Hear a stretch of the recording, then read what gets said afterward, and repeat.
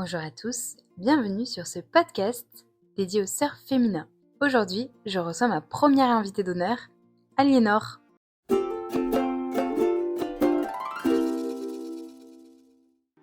La raison pour laquelle je pensais faire un épisode avec Aliénor, et d'autant plus le premier, est très symbolique. Nous nous sommes rencontrés à l'île d'Oléron quand on avait littéralement 6 ans ou 5 ans. Sur la plage, je suis allée la voir. Je lui ai dit « Tu veux être ma copine ?» Elle m'a dit « Oui ». Et nous sommes devenus amis, depuis ce jour. Mais du coup, c'est avec elle que j'ai découvert les vagues, l'île d'Oléron, et nous partageons cette passion commune. J'en ai beaucoup parlé en introduction. C'est donc de manière évidente que je la reçois pour le premier épisode de ce podcast, puisque sans elle, il n'existerait peut-être pas finalement.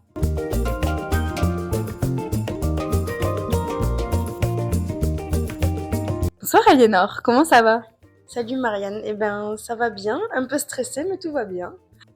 Aliénor, est-ce que tu peux te présenter très rapidement et nous expliquer un petit peu ton histoire avec le surf, ta relation avec le surf ? Alors, j'ai 25 ans, bientôt 26, je vais sur l'île d'Oléron depuis que j'ai l'âge de 2 mois. J'ai une maman qui est née en Nouvelle-Calédonie, donc chez elle le ski n'existait pas. J'ai grandi du coup plutôt au bord de l'océan, on passait nos étés et nos hivers sur l'île d'Oléron. J'ai un papa qui surfe. Et du coup, c'est naturellement qu'il m'a acheté ma première planche toute petite. Voilà, et puis du coup, quand on peut pas surfer, on essaye de skater. Et voilà, donc ça fait des années qu'on essaye de surfer, skater un petit peu tout le long de l'année. Ok, super, donc tu surfes depuis que t'es petite. Est-ce que t'as toujours surfé à l'île d'Oléron ?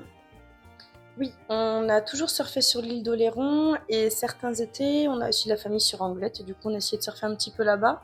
Mais les conditions sont quand même pas les mêmes et pour moi qui appréhende un petit peu les grosses vagues, c'est embêtant pour une surfeuse. Le plus simple c'est de surfer quand même sur l'île d'Oléron.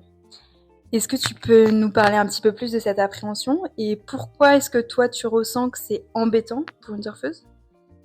Je ressens que c'est embêtant pour une surfeuse parce que quand on dit je vais surfer mais j'espère que ce sont des petites vagues, souvent les gens rigolent. C'est vrai que moi mon idéal c'est quand même des petites vagues qui déroulent bien, ce qui est quand même rare. Donc c'est vrai que quand j'allais à l'Anglette, c'était un peu plus de stress. Mais ça dépend aussi de l'entourage qui est avec nous. J'ai pu partir avec l'UCPA et j'ai pris des cours de surf avec un moniteur super tranquille et en fait qui m'a bien rassurée, y compris sur le spot de Tartane. Et à côté de ça, j'ai pu passer des étés avec des personnes un peu nerveuses autour de moi et du coup, j'ai un peu ce souvenir en voyant des grosses vagues de me stresser et de me dire ouh là là, je sais pas comment je vais rentrer dans l'eau, sortir de l'eau, comment ça va se passer au milieu. Voilà, je crois que ça dépend aussi des gens qui vous accompagnent. Est-ce que tu sais d'où elle vient cette appréhension ou est-ce que tu as déjà essayé d'y remédier ?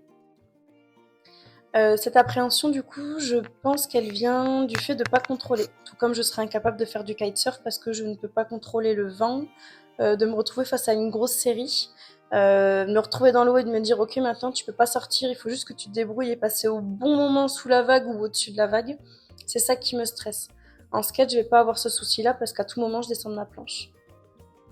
Voilà, donc ce que j'ai essayé de faire la dernière fois à Tartane, justement, je me suis dit respire, tout se passe bien, essaye de comprendre un peu comment sont faites les vagues, essaye de voir comment tu peux contourner, reste un peu dans la mousse, et puis voilà, ça va venir. Hein. Est-ce que tu as l'impression que si tu surfais plus souvent, on va dire, et que du coup tu progressais en niveau, tu aurais moins cette appréhension ? Ouais, ça j'en suis persuadée. Je pense qu'à force d'être dans l'eau, on comprend comment tout fonctionne. Alors il faut jamais être sûr de soi parce que je pense que ça reste dangereux, c'est comme tout. Mais par contre, on arrive à se dire, ok, dans telle ou telle situation, je m'y suis déjà retrouvée, j'en suis sortie de telle façon. Voilà, j'apprends à voir aussi comment les éléments fonctionnent, voir au niveau des priorités aussi avec les autres surfeurs, parce que quand on est une surfeuse débutante comme moi, parce que je surfe pas régulièrement, on a aussi peur de gêner les autres, peur de blesser les autres. Donc je pense qu'effectivement, si on y va plusieurs fois dans l'année et pas forcément tout le temps au même endroit, ça peut être rassurant. C'est étonnant, tu as mentionné 2 fois quand on est une surfeuse. Tu as un homme, tu penses que ton expérience, elle serait différente par rapport à ça ? C'est vrai que je me revois rentrer dans l'eau et je suis en train de m'imaginer, voilà, une fois qu'on passe la barre, je me trouve qu'avec des mecs ou qu'avec des nanas et je me dis, j'aurais peut-être plus de mal à tenter l'expérience si je vois que des hommes autour de moi et me dire, oh là là, si je prends sa vague, il va être vénère et ça va mal se passer. que s'il y a une nana, je pense qu'il y aura plus ce truc un peu de complicité à dire ok, un coup toi, un coup moi, et on avance ensemble, effectivement. Ouais, je suis assez d'accord. Je trouve qu'il y a quand même pas mal d'entraide entre surfeuses. Mais parce que je pense, après peut-être que je me trompe, mais qu'on a toutes vécu des petites situations pas très cool et on ressent peut-être aussi toutes, au fond, une certaine appréhension comme tu l'évoquais. Et comme on le sait qu'on le ressent toutes, on se comprend et on s'aide, finalement. Ouais, Peut-être que je ce qu'il te crois faut pour aussi. passer au-delà de ton appréhension, c'est de plus surfer avec des nanas. Je vais trouver un surf comme ça.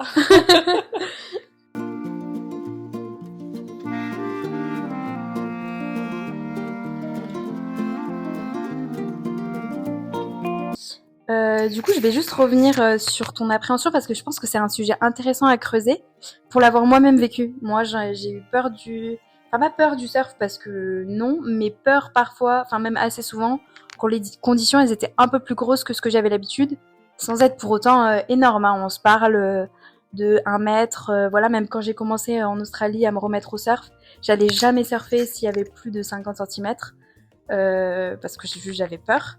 Et en fait, ce qui m'a aidé à passer au-dessus, personnellement, c'est le skate. Après m'être pris 2 bonnes tollées en skate, j'ai dit, ok, en fait, le surf, c'est de l'eau, j'ai pas peur. Mais j'ai regardé récemment un documentaire dans lequel c'est un youtubeur qui a fait ça. Il a interviewé plusieurs personnes, des surfeurs, on va dire, des surfeurs amateurs, des surfeurs pros. Il a aussi interviewé Hermine Bonvalet, donc qui est une surfeuse qui surfe Nazaré. Vraiment les vagues les plus grosses et les plus dangereuses de la planète. Et toutes les personnes, donc différents profils qu'il a interviewés, ont tous parlé de la peur et ont tous eu peur un jour dans leur vie.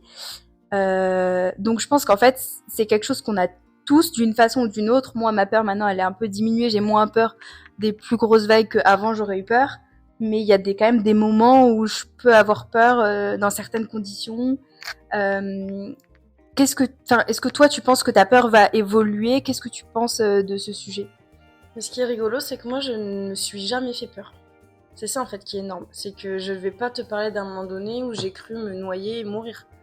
Je n'ai jamais eu de soucis. En fait, ce qui me fait peur, c'est quand je suis allongée sur ma planche et que j'ai les vagues, j'essaye de passer la barre et que j'ai les vagues qui se dressent en face de moi, de pas savoir quoi faire. De me dire à quel moment. En fait, je déteste ce truc de ne pas pouvoir gérer et décider de moi de ce que je veux faire à quel moment. Là, on se retrouve face à une vague, elle déroule, il faut vite trouver quelque chose. En fait, c'est plutôt ça qui m'inquiète. Euh, et j'ai un super moniteur qui m'a aidé lors justement de ce voyage en Martinique. Et en fait, qui m'a dit, alors lui, ce qu'on faisait, c'est qu'on contournait complètement. Donc je prenais pas les vagues de face. Mais j'ai eu peur de les prendre parce que je les trouvais énormes. Et comme je surfe pas très bien, moi j'évite la planche qui pique. Et là, en fait, il m'a dit, mais ok, assieds-toi. Et en fait, jamais de ma vie, j'ai pensé à prendre une vague assise parce que c'est pas comme ça qu'on fait. Et le fait qu'il fasse ça, je me suis dit, mais ok, la vague, en fait, elle pousse, c'est de l'eau, tout va bien. Donc je pense que ma peur peut évoluer effectivement à force de discuter avec des gens de leurs expériences, de comment eux ils ont fait pour vaincre certaines peurs, de comment eux ils font pour passer une vague si la planche est trop grosse pour faire un canard. Euh, je pense que j'ai une peur qui peut évoluer effectivement, mais dans le bon sens. Oui, et je pense aussi qu'il faut pas que tu la vois comme, je dirais pas une honte, mais quand au début de l'épisode, t'as dit, par exemple, des fois je vais à Anglette et je dis, moi je suis une surfeuse mais qui aime surfer dans les vagues de 60 centimètres et que tu te sens jugée. Mais d'où le jugement? Mais quel jugement? Moi j'ai été en Indonésie, au Sri Lanka, des vagues, il y en a des toutes petites sur du reef qui déroulent. Et après, pour remonter au pic, tu contournes complètement vu que c'est un reef. Donc ça casse tout le temps au même endroit, pas du tout comme sur la plage à l'île d'Oléron. Et en fait, j'ai rencontré des longboardeuses qui n'ont jamais surfé 1 mètre, qui n'ont jamais surfé sur un beach break, mais c'est ce qu'elles aiment. Elles, c'est la glisse dans des petites vagues. Chacun aime le surf comme il en a envie. Il n'y a pas de, il y a pas de gêne à dire, non, moi j'ai envie de surfer des petites conditions, des vagues qui déroulent, et c'est comme ça que je prends mon plaisir. Mais ça Et c'est une puis, histoire de société je pense. De se dire oui, quand on parle du surfeur, on voit Kelly Slater qui surfe du gros. On voit Nazaré, on voit voilà. Je oui, crois que c'est c'est pour sûr, oui, ça. c'est Mais sûr. du coup Et tu as puis, raison. les gens ont beaucoup aussi l'image du surf en mode, bon, on m'a déjà dit, ah, tu fais du surf, t'aimes bien les sports extrêmes. Ça va pas être extrême, le surf. Tu peux aimer la partie juste glisse, kiff, l'été, je me prends pas la tête et je prends mes petites vagues, quoi. T'as raison. C'est le cas. Non mais c'est vrai. Je t'ai pas invité sur mon podcast juste pour que tu dises t'as raison. Mais c'est vrai, et du coup, d'entendre quelqu'un d'autre le dire, on se rend compte des choses. Ça a toujours été la honte pour moi de dire surf, mais je suis obligée de me justifier en disant je surfe pas assez pour évoluer. Du coup, je surfe pas très bien, je monte un peu sur la planche de manière aléatoire. Mais en fait, moi, ce que j'aime, c'est la sensation de glisse que je peux retrouver avec le skate. De me dire, je suis libérée, ma planche est sur l'eau et on avance. Non, mais c'est génial parce que, en fait, dans ta passion pour le surf, t'as l'essence même du surf, la glisse. J'ai vu un coach très réputé qui a fait une vidéo sur Instagram et il disait, en fait, les gens qui savent bien surfer, c'est déjà ceux qui kiffent la sensation de la glisse. Et ceux, par exemple, il a cité, tu vois, des gens qui passaient trop vite sur des planches trop courtes pour leur niveau, qui du coup, se mettaient trop vite à essayer de faire des manœuvres et profitaient pas de ces moments où juste tu glisses sur l'eau. Et il a dit, en fait, quand tu ne t'imprègnes pas de cette sensation, en surf, t'auras jamais un bon style, t'auras jamais un bon niveau. Donc tu prends ton temps, tu glisses, tu kiffes de toute façon. Est-ce qu'on essaie d'être dans le top 5 mondial des surfeuses ? Non. Je ne crois pas. Ça m'aurait fait bizarre que tu me répondes l'inverse, je ne crois pas. Donc au final, on est juste là pour s'amuser et puis chacun un peu son sport. C'est ok de se dire, moi j'ai envie d'aller dans les petites conditions parce que c'est ça que j'aime en fait. Eh bien, je suis prête à partir en vacances. On va se trouver un petit reef spot avec nos longboards dans l'eau chaude, où il y aura pas de bar à passer, on contournera le pic. Bon, malheureusement, quand tu trouves ça en général, t'es pas seul.